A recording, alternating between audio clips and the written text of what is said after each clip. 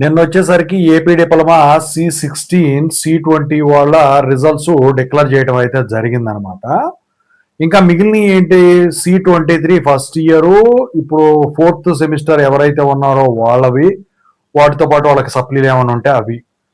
So వాళ్ళ results ఎప్పుడు వస్తాయని చెప్పేసి చాలా మంది కూడా అడుగుతా ఉన్నారు. దాని గురించి ఇప్పుడు మనం మాట్లాడుకుందాం. ముందుగా అయితే ఇంతవరకు ఈ ఛానల్ సబ్స్క్రైబ్ చేసుకొని వాళ్ళు ఎవరన్నా ఉన్నట్టయితే సబ్స్క్రైబ్ చేసుకొని వీడియోని లైక్ చేసి షేర్ చేయండి. మీకు గన నాతో మాట్లాడాలంటే కాల్ మీ ఫోర్ ద్వారా కాల్ చేయండి.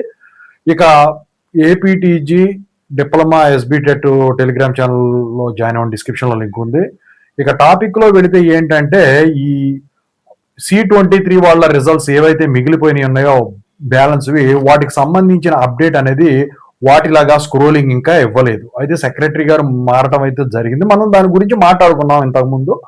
అయితే ఈ రిజల్ట్స్ వచ్చేసరికి ఈ జూలై 25 ఈ మధ్యలో వస్తాయని చెప్పేసి చాలా మంది కూడా చెప్తా ఉన్న సంగతి అనమాట. అయితే according to my expected dates 25 to 28 కల్లా మీకు ఈ C23 వాళ్ళ రిజల్ట్స్ అనేవి డిక్లేర్ చేయడం అయితే జరుగుతుందన్నమాట.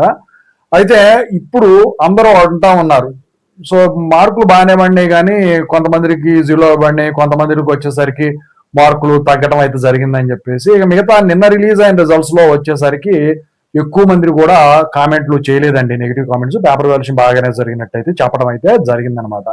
ఇక C23 వాళ్ళ రిజల్ట్స్ ఏవైతే ఉన్నాయో వాటి పేపర్ వాల్యుయేషన్ కూడా, అంటే రివాల్యుయేషన్ కనుకుంటే అది కూడా బాగానే జరిగి మీరందరూ కూడా పాస్ అయ్యే విధంగానే ఉంటుందన్నమాట.